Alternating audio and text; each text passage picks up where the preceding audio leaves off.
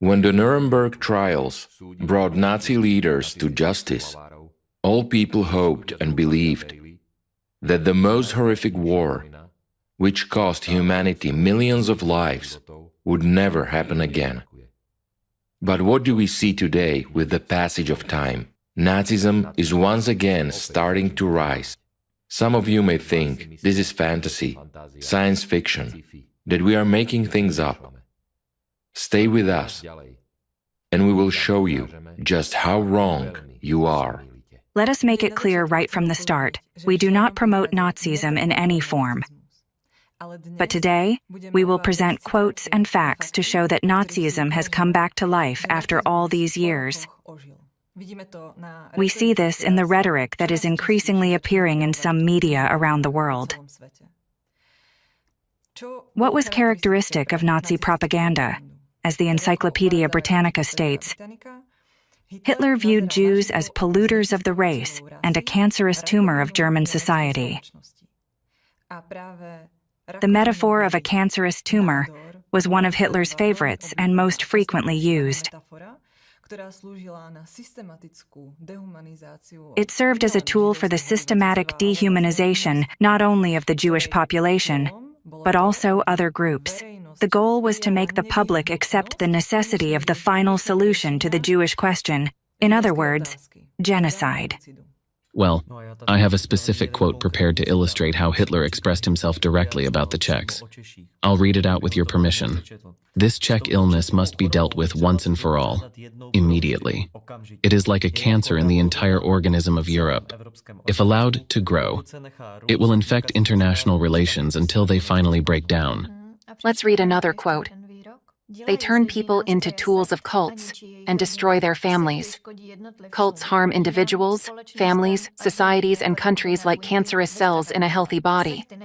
Cults bring no benefit to society. Instead, they drain human resources and wealth from society, just as cancerous cells feed off the healthy body of society until it fails. Well, if you think that this was another statement by Hitler, unfortunately, you're mistaken. This statement was made in 2013 by a representative of a pro-religious transnational organization that is once again promoting Nazism in today's society. According to the dehumanizing rhetoric, followers of this pro-religious organization can be identified all over the world. Moreover, back to the subject of Jews. Under Nazism, Jews were not only labeled as cancer, but also as poison, parasites, toxic fungi, and similar terms.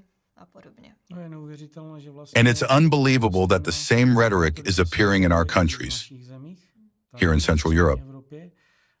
For example, the religious scholar Mate Karasek uses his own rhetoric about bacteria and attacks on the immune system, comparing people to this blight,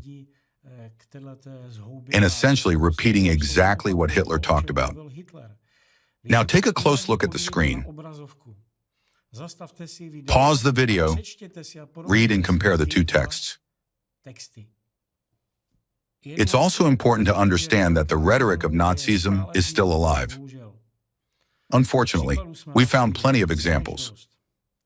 But it's worth stopping and asking, what did this dehumanization during Nazism ultimately lead to? The Holocaust. Over 6 million Jews died. And let us not forget that it wasn't just the Jews. It also affected Slavs, Romani people, Jehovah's Witnesses, which brings the total number of Holocaust victims to between 11 and 17 million people. In fact, the Nazi persecution system targeted a massive number of different organizations, clubs, and associations, including the Grail movement, the Baha'i faith, Adventists, Baptists, the Anthroposophical or Theosophical societies, and even selected dance and alternative schools. In short, anyone the Nazis pointed their finger at and labeled a target in their propaganda had to face persecution. And these persecutions came in various forms, including bans, confiscation of property, discrimination in the workplace or in the worst cases, physical elimination of those who were labeled as enemies of society in Nazi propaganda. These are just a few examples of dehumanization and how Nazism is once again gaining strength. I would like to address the law enforcement agencies with a question. What have you been doing? Why didn't you act when this was happening right before your eyes? For the past 10 years, we have been the target of this dehumanization and discrimination, yet you haven't lifted a finger, even though it's been happening right before your eyes. Why? Was it because we didn't file a criminal complaint? And when we did, you swept it under the rug with the hackneyed excuse that it wasn't a criminal act, that the incident didn't happen, even though it had all the signs of genocide. Or am I wrong? And it wasn't a genocide? All right, let's turn to some experts. Let's look at an academic article titled, "Can We Prevent Genocide by Preventing Incitement?" The authors of this study argue that genocide is the leading cause of violent death in the 20th century, with up to 280 million victims. And so, when we look at it from the perspective of public health and preventive medicine,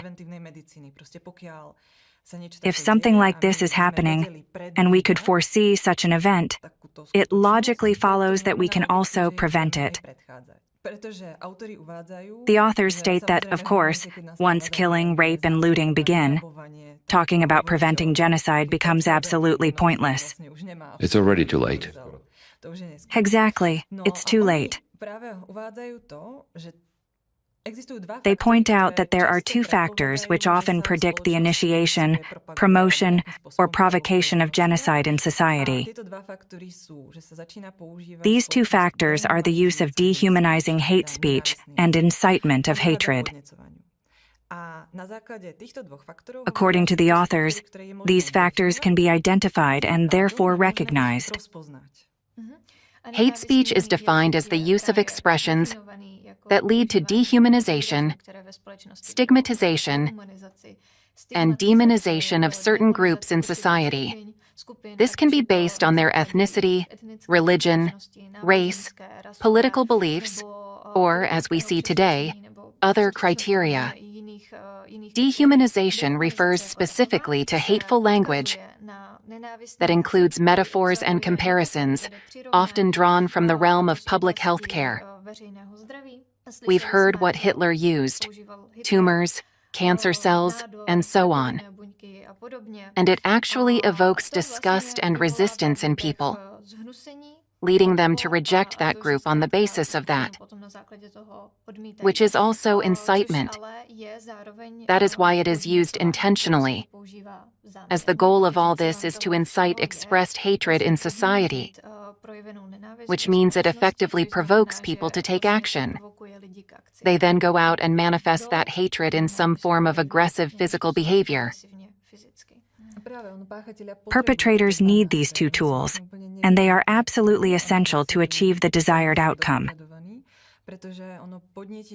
Because inciting a group of people to simply rise up and go kill someone, to gas, burn, or somehow kill their children, to do something that completely contradicts our human nature, it is necessary to convince them in some way. The long-term use of hate speech, that kind of labeling hateful language directed at a specific group of people, which may not even be based on truth, is how a certain group is manipulated, and then they go out and carry it out. We also know that in Auschwitz, people were killed in gas chambers, but Abraham Joshua Heschel said, Auschwitz was not built with stones, but with words. That is actually the goal of dehumanization, because for one person to do something like that to another, they must have the belief in their mind that the other is not a human being, but rather, let's say, some kind of a pig. Because which person would... He must primarily justify that his actions are right. Are right. Exactly. What is also interesting about hate speech is that it provokes one group to commit these extreme negative acts, while at the same time, it silences another group, whether it is the affected group or similar ones. Thus, it also serves to instill fear in people and to silence them. It's that classic approach. I don't actually belong to that group, I'm just watching. It doesn't concern me. But what this causes in society as a whole is a certain emotional numbness, which means that we become indifferent to one another and no longer behave fully as human beings. It is said that indifference is one of the worst manifestations of societal degradation. So it turns out that dehumanization actually affects the entire population. Yes, right. And you just end up in one of those three groups of people. Exactly. And there is also another very important factor. At that moment, not only does it create indifference, but it also evokes panic in people. This means that when they see one group starting to be demeaned or slandered, it automatically instills fear in others. Yes. That if I say something, I'll end up just like them. Just like them. Yes. Yeah, it's like the example in that square. with the guillotine. They kill that one person. It doesn't matter who that person is. What matters are those who are watching, and they won't dare to speak up. That's also a very key problem. We should probably mention that what we currently see against us as Alatra is 400 dehumanizing articles in 3 weeks. 400! That is a huge number, and we already see that it works. The tool of dehumanization, because in the comments, what kind of comments do we receive? We have talked about this many times. There are truly enormous expressions of hatred. At the same time, intimidation works as well, because just like us, a huge other group or a multitude of people is being slandered.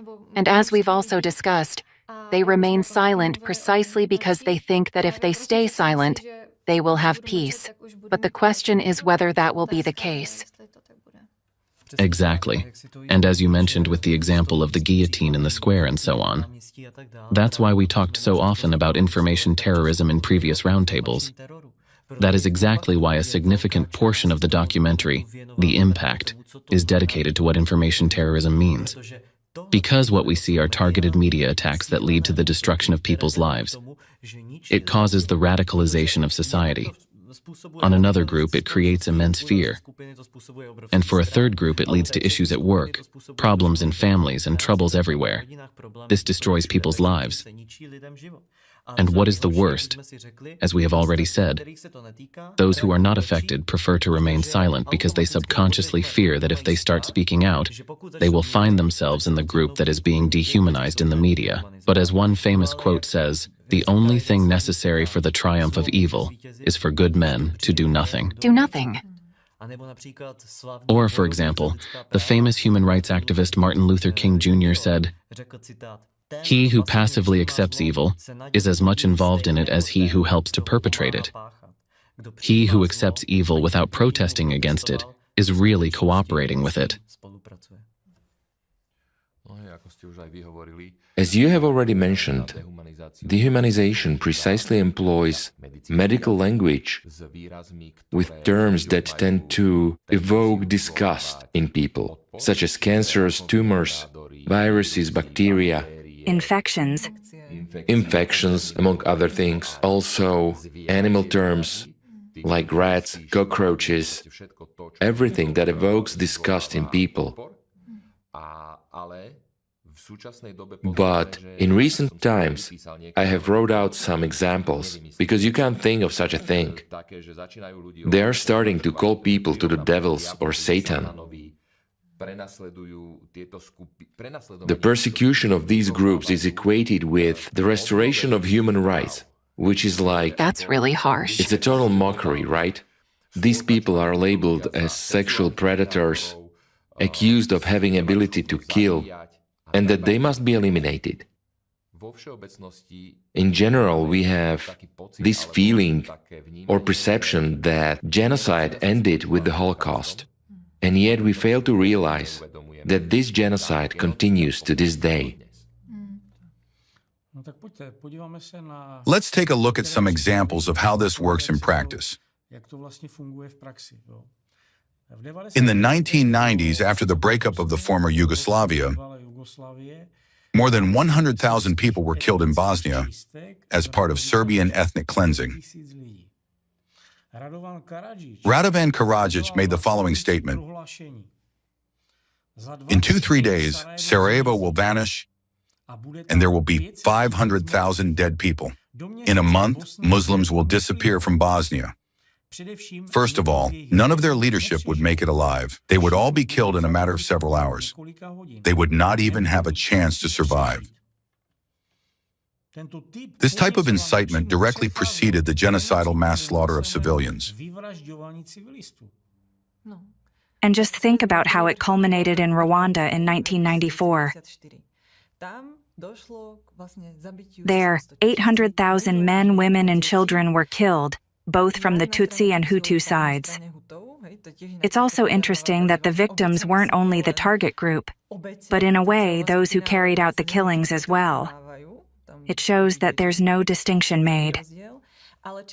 But what's particularly interesting about this example is that it's the most well-documented case of a long-planned, systematic genocide carried out with the help of the media. Because there was a private radio station through which the majority of the population received all the information. And it was through this tool that the hate speech spread, labeling certain groups of people with contempt.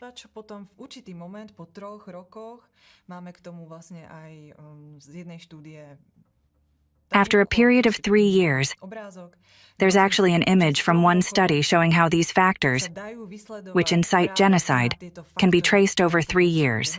Then there was a turning point, and within 100 days, 800,000 people were killed.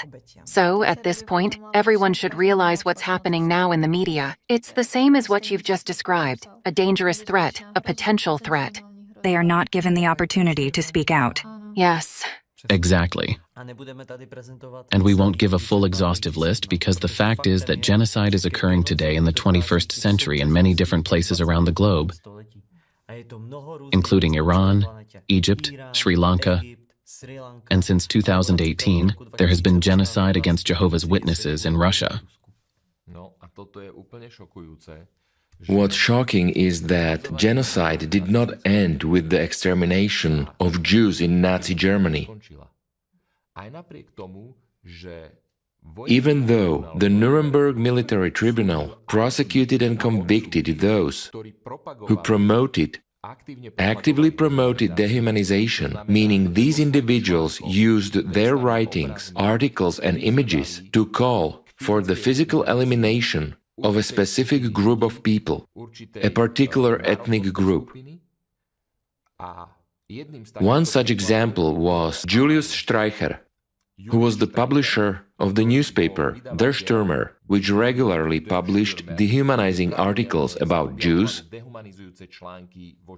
often using the exactly mentioned terms. I'll quote, for example, "The sun will not shine on the nations of the earth until the last Jew is dead," or "You must realize that the Jew wants our people to perish. That is why you must join us and leave those who have brought you nothing but war, inflation, and discord." Or, "For thousands of years the Jew has been destroying the nations." Streicher defended himself at Nuremberg by claiming that he had not directly participated in the extermination. He insisted that he had simply informed people and that his articles were educational, addressing a problem he saw as serious at the time. He claimed that he only learned about the mass killings when he was arrested. So he was just educating people. Yes. He was just informing the public. This strongly resembles something from today. Just a quick note. Let's take a look at what the UN Convention says, which was established after World War II. It defined genocide as the worst crime against humanity and stated that genocide is a legal and scientific term for the deliberate attempt to destroy members of a selected nation or other group, or inflicting on the group conditions of life calculated to bring about its physical destruction, in whole or in part. To put it into simpler terms, it essentially means creating conditions in which it becomes harder for people to survive. This can include loss of jobs and employment, among other things. Exactly. Exactly. The condemnation in the eyes of the public, such marginalization. It's actually a systematic and prolonged worsening of conditions, until it eventually leads to their destruction. And if we look at what's happening to us, we've already mentioned it here. 400 dehumanizing articles in 3 weeks. Is that not evidence of genocide? What else would you call it? One-sided dehumanizing articles directed at a specific group of people, at us, at people who are not breaking any laws, and the journalist claims to uphold freedom of speech, that her articles are not intended to incite hatred? But exactly, as Stryker said, it's just spreading information and educating on the topic. So what? Is this not about genocide? What are these articles about? What kind of image, not just one particular journalist, but in general, are these journalists creating about us? What are they turning us into? Public targets of hate? Do these journalists even ask us anything? Do they care about our motivations, our intentions? About what we're doing, why we're doing it, and with what goal? Do they care about us? No, they don't care at all. And not to mention the UN Convention, which is specifically called the Convention on the Prevention and Punishment of the Crime of Genocide. And in Article 3 of this convention, actions associated with genocide are defined as crimes in the sense that they precede genocide. Direct and public incitement to commit genocide or participation in genocide are considered a punishable offense. Participation in genocide includes, for example, the complicity of journalists who create such opinions in society that radicalize the public and create an image of enemies. So if we talk about any systematic dehumanization that leads to a deterioration in the living conditions of a certain group of people, then from the perspective of international law, it is clearly an act of genocide. And that is why we are discussing it here, because we are experiencing it firsthand. It is happening to us right before our eyes.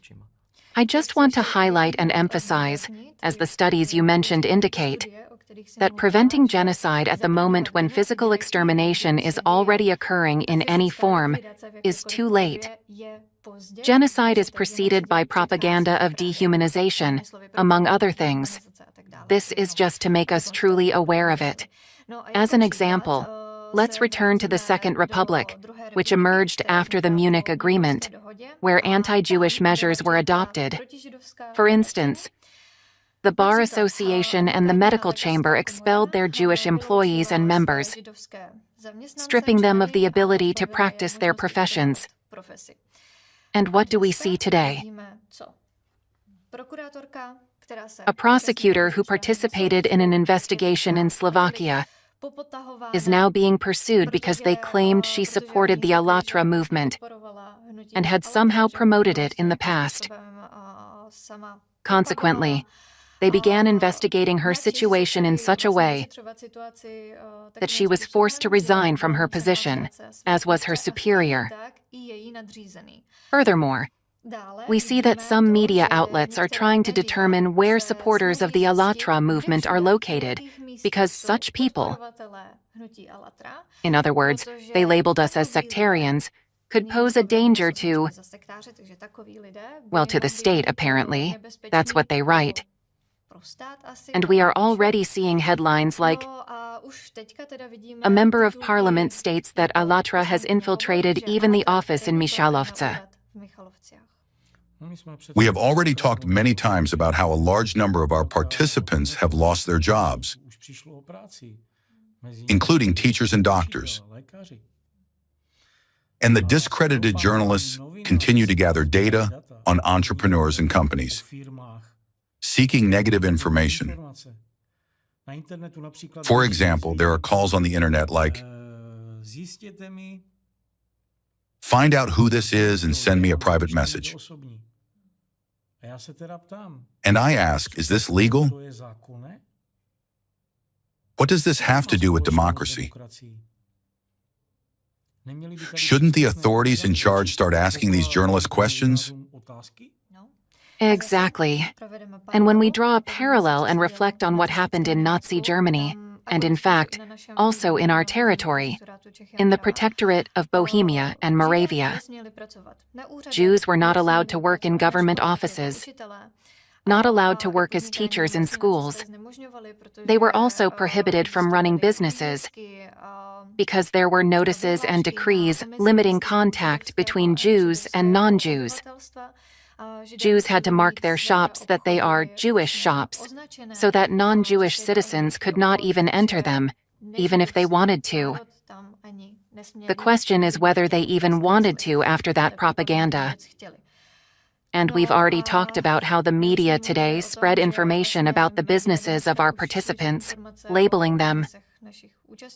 And we know that many participants already face difficulties in their business endeavors.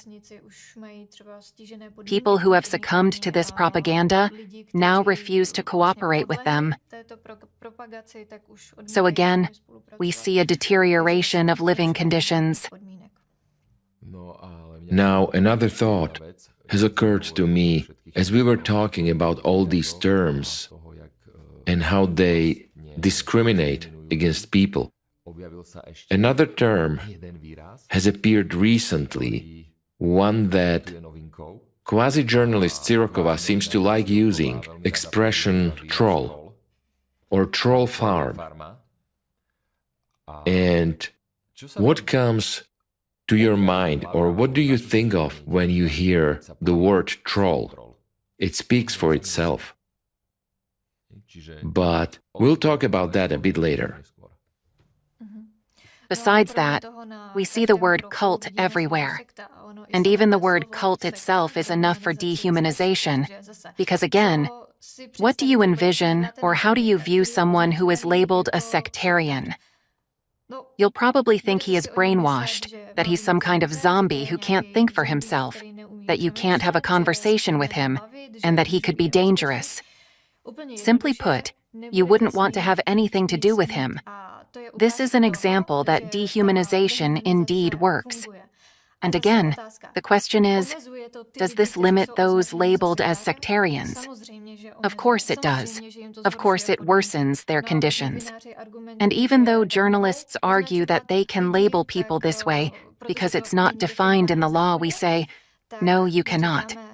You cannot label anyone like this because you are dehumanizing people, turning them into the scum of society and worsening their living conditions. I want to emphasize that dehumanization is a tool of Nazism that leads to genocide. This fact is stated in many scientific works and was defined by the UN Convention after World War II. Dehumanization is a tool of Nazism, and the word cult is used for dehumanization. From this follows that genocide is essentially a deliberate and systematic elimination of a certain group of people based on various criteria, as we see from history.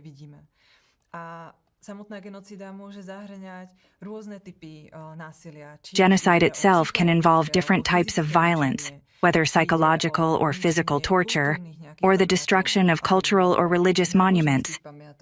And all of this is solely aimed at destroying the identity of a specific group of people. Such an act is not only military, it can also be political. Well, in order to move to this phase, it's necessary to condition society so that not only does it fail to recognize this dehumanization, but that it actively participates in it and carries it out with their own hands.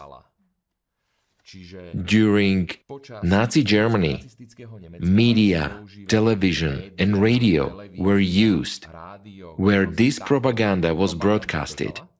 And I have a question, what has changed in the past 80 years? Absolutely nothing. We've only become a little more advanced, if you can call it that. It's more sophisticated now. It's more sophisticated now. Media, newspapers, and television are used the same way. Back in Nazi Germany, they wrote on the walls of houses and shops belonging to targeted groups and Jews. All those dehumanizing names, compared them to cockroaches and so forth. Today, those walls have turned into walls on social media that provide sort of a sense of anonymity and thus break down certain barriers in people. It's as if they can unleash it. Let's do it. I will read some comments we found, some of which are truly disturbing. One said, "You need to be kept on a tight leash so that it doesn't end up like November 18, 1978. Who is your Jim Jones? Maybe all we need to do is eliminate him." Or, "Did you know cars with Alatra stickers burn better than ordinary ones?" And this one, I'd say, is particularly shocking. The prosecutor needs to be treated with a bullet. Journalist Sirokova often mentions troll farms in her articles. This brings to mind the trolls from Harry Potter or The Lord of the Rings, where they are described very explicitly. It's not just about the activities of those labeled as part of a troll farm, but about portraying them as a creature, an animal, a troll, representing the lowest of the low. The goal is to plant the idea in people's minds that the targeted group is something that sticks to your shoe in the sewer on a warm summer day and it stings horribly. This narrative allows people to look down on them and feel superior. And this is precisely how Nazism is fostered in society, by convincing the population that one group is superior and another is inferior. When you want to get rid of someone, you automatically look down on him as something you'd gladly dispose of. This makes it easy to consent to genocide because it feels natural to eliminate something that bothers you. To spread this mindset among the population, the media is used to disseminate propaganda. This manipulates public opinion and achieves absolute control over the population. We've already mentioned the case of Streicher, who defended himself at Nuremberg by claiming he was only informing through the media. He was found guilty of crimes against humanity and incitement to genocide.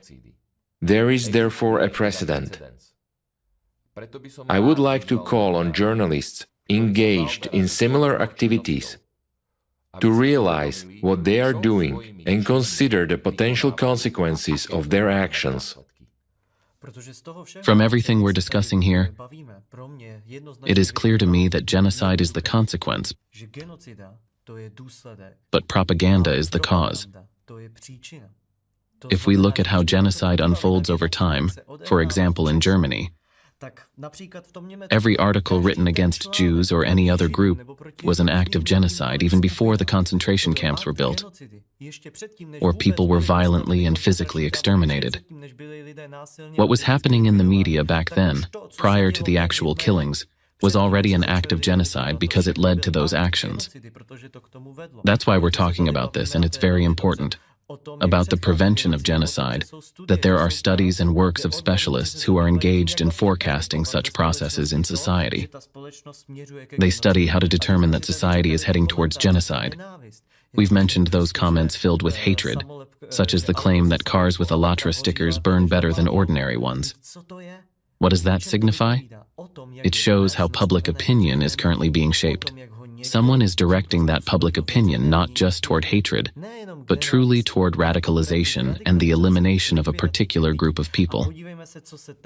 Let's have a look at what recently appeared on the website info.dingir.cz, Slovakia versus Alatra.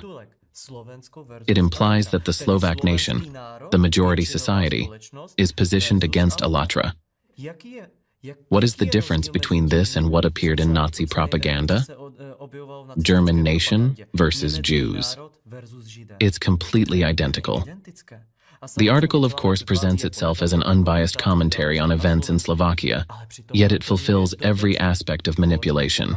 As we've already mentioned, even the title itself. Later in the article, Mr. Puchovsky references the words of religionist Mate Karasek from an interview for Postoj, where Karasek compared the Slovak legal system to a body with a damaged immune system, unable to defend itself against harmful bacteria. According to him, we are those harmful bacteria infiltrating the state sector and so on. But isn't it a coincidence that he chose exactly this part of the interview? Out of the entire discussion, he picked precisely this excerpt. So when you see and read this quote, do you still think Nazism was defeated? Experts argue that using these metaphors is a clear indicator of incitement to genocide. Once again, as I've said before, genocide is the consequence. But propaganda, these kinds of articles, is the cause of why genocide occurs in a society at all. And thus, people ultimately carry out the genocide themselves. As we recently saw on CNN Prima News, an unnamed anti-cult activist appeared. And right at the beginning, he spoke about how it is necessary to monitor these groups and report where they appear in the state sphere and keep an eye on everything. Control it all. What is this really about? The script keeps repeating. This is the same script that began targeting us 10 years ago in Russia and Ukraine.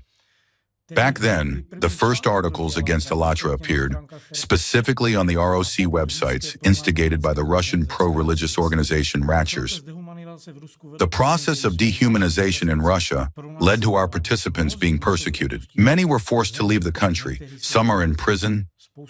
Many have endured assaults, break-ins, torture, and fabricated court trials.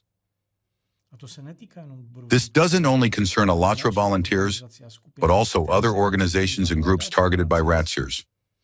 The situation in Ukraine is no better. The same script, the same dehumanization, the same persecutions and oppression, and at the root of it all was one article. Now there are 400 articles in just 3 weeks?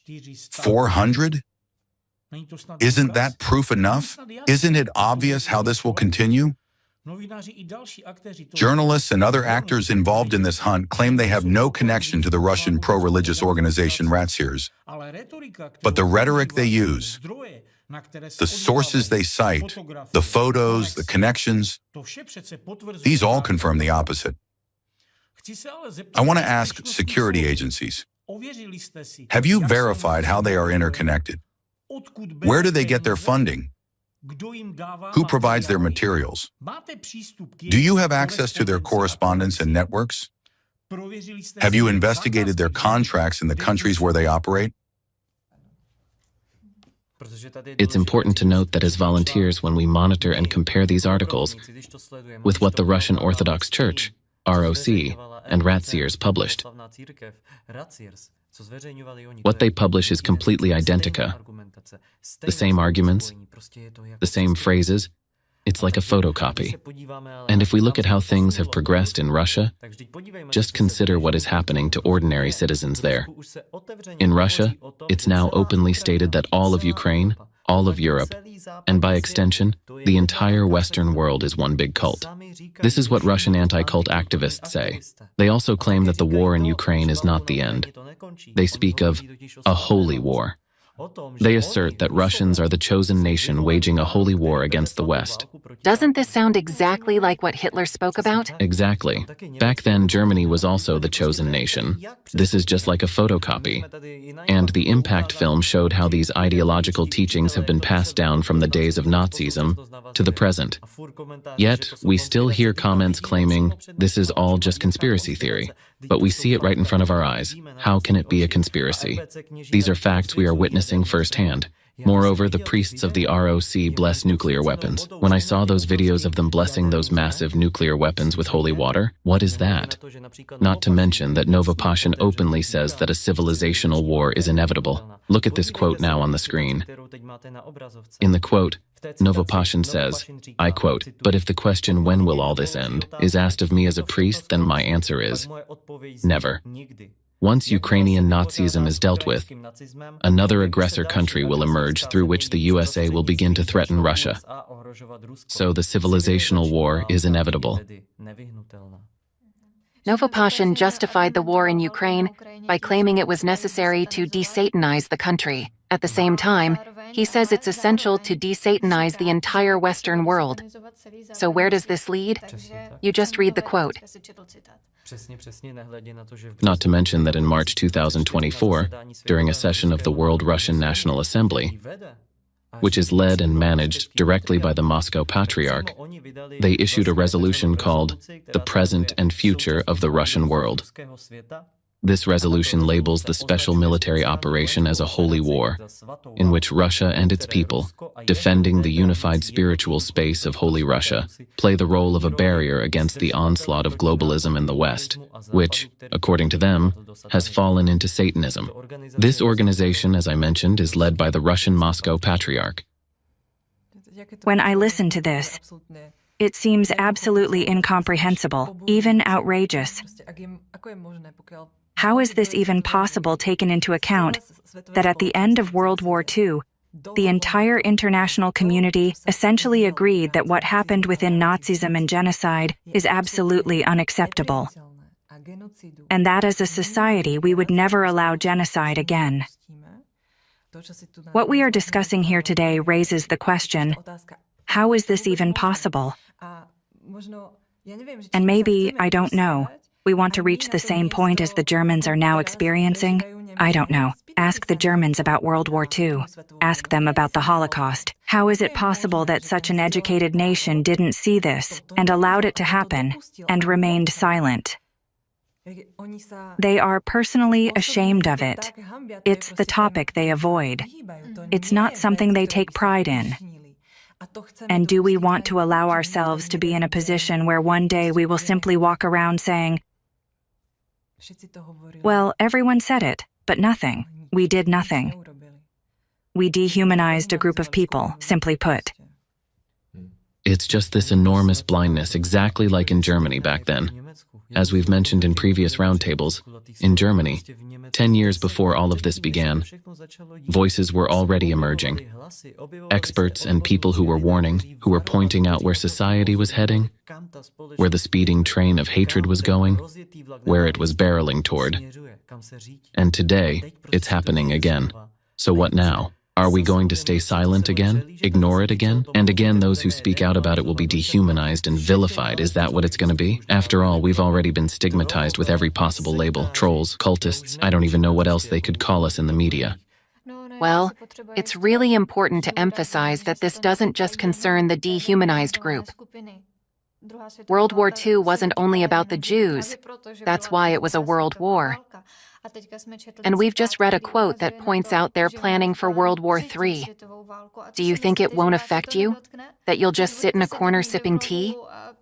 No. War is something that affects absolutely everyone. Just look at Ukraine.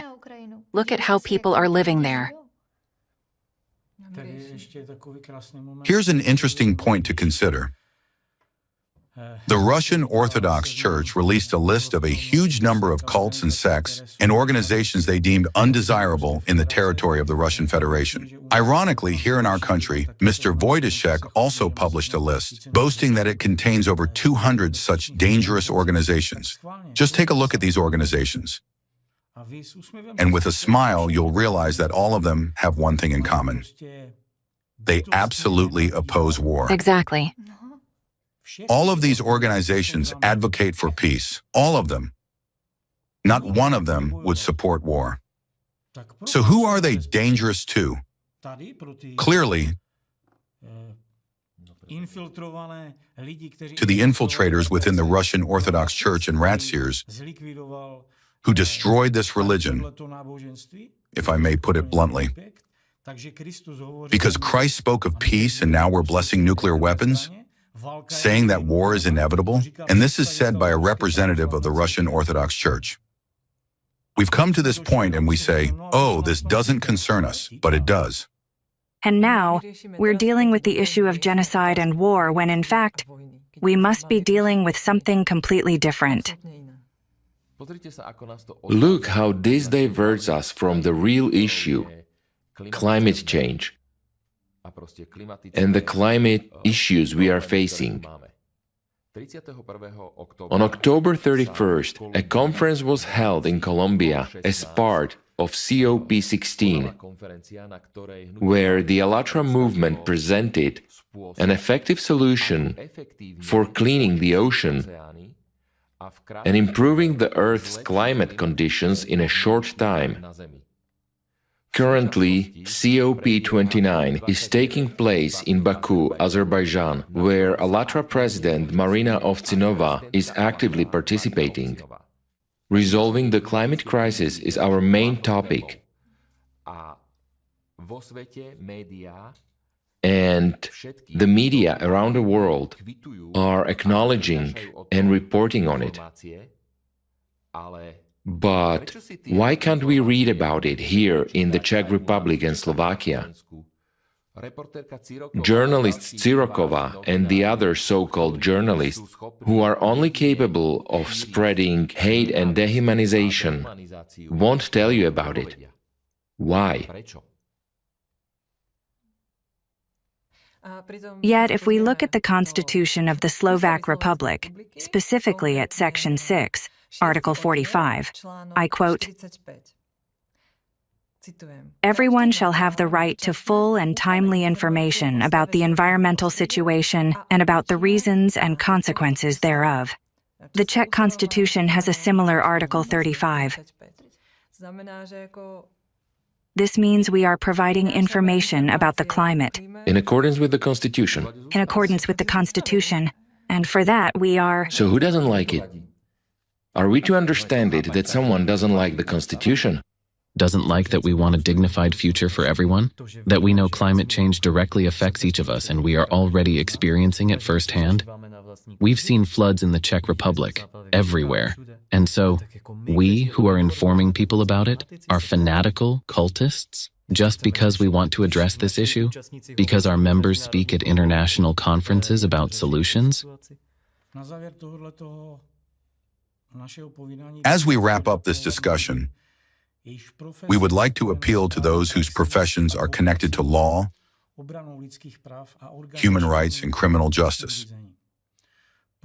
Please review the information we've presented from the perspective of democracy and human understanding. Don't you, as experts in human rights, see that what's happening aligns with the Convention on the Prevention and Punishment of the Crime of Genocide? What further evidence is needed? Are dead bodies in town squares? Only then will you understand. All the evidence is clear and cannot be interpreted otherwise because it corresponds to reality. Do you need more proof, or does it take complete genocide, sending us to gas chambers, for it to be acknowledged? All of this is being carried out by one organization, rat seers, whose representatives deny any connection to one another, yet they share the same rhetoric and the same Nazi methods. We are the victims of their persecution, just as the Jews were victims of the persecution and genocide unleashed by the Nazi regime. Those in the media who use Nazi-style methods of dehumanization claim that none of this is true and that they are not Nazis. But is that really the case? Look at how many facts we presented today. Evidence and facts. Their words and actions. These are the facts. Direct evidence of their guilt, which perfectly mirror those on the basis of which legal decisions were made in the Nuremberg trials, where it was proven that targeted dehumanization in the media leads to genocide, as in the case of Stryker. And now the same thing is happening. The same methods are being used, and everyone remains silent. There is a precedent and a legal precedent. However, while during Nazi Germany this happened within one country, today it is happening on a global scale. The rise of Nazism is occurring in many countries, and its proponents have even infiltrated human rights organizations. Genocide is being promoted through the methods of Nazism and dehumanization. The example of 400 articles published against us in just 3 weeks underscores their guilt and deliberate actions intended to worsen the living conditions of their targets. What the Rat-Sears network of agents is doing is not mere criminal activity. It's a crime against humanity. In this case, they will not get away with it at another Nuremberg. The only way they could avoid accountability is if Nazism has already defeated democracy, with Nazis now in key positions where they can block justice and silence us through violence and unlawful actions. We have provided far more evidence than necessary to hold them accountable for what they are doing. We are not the first organization to be subjected to genocidal persecution. Today we mention Jehovah's Witnesses, who also experience this on a daily basis. A few days ago, in Russia, in the Kurgan region, a month after the verdict, Jehovah's Witness Alexander Lubin died following charges of extremism. He is the 12th representative of this organization to die during investigations due to the repression against Jehovah's Witnesses in Russia, which began in 2018 at the instigation of the Russian organization Rat-Sears and its leader, Alexander Dvorkin. Someone claims this isn't genocide? Why does the justice system only serve the perpetrators and not defend the victims? Why is everything happening exactly as it did under Nazism? Where is the flaw in this mechanism? After all, this is exactly what happened before the rise of Nazi Germany. First, dehumanizing articles and restrictive laws. And what was the next step? Everyone knows it all too well. Remember, after the war, conventions were created to prevent genocide and the resurgence of Nazism. Why aren't they working? Look, across the world, people are writing about the active international and socially beneficial activities of the Allatra movement and its participants, about their contributions to addressing climate issues, and their help in developing a sustainable society. The whole world is reacting positively to this, yet in the Czech Republic and Slovakia, there is not a single mention of this. This means that while the entire civilized world is talking about the merits and successes of Allatra, here, apart from slander and one-sided opinions, there is no room for other information? Does this mean it's the end for us? When will you open Auschwitz for us? Or perhaps we should ask, when do you plan to open the gas chambers for us? In Russia, they are already opening them for us. So will we just wait until they open them here as well? We appeal to all people with legal education and representatives of law enforcement. Tell us and show us where we are wrong. After all, every word we said today is backed by facts. Nazi methods of dehumanization are being used against us. Isn't this genocide aimed at us? We say it is genocide. As a result of defamatory materials published against us, we faced violence, home invasions, job dismissals, and attempts on our lives. For 10 years, we endured real terror in Russia, in Ukraine, and now here, in democratic countries. And this is being carried out systematically and coordinated by the same group of people who use Nazi, inhumane methods of psychological manipulation and pressure on state employees. These are the same methods that once gave the rise to Nazism. It's all identical. So what is this if not Nazism? Answer the most important question for yourself. Do you want to live under Nazism, or do you want to preserve democracy? But that's a question each person must answer for themselves.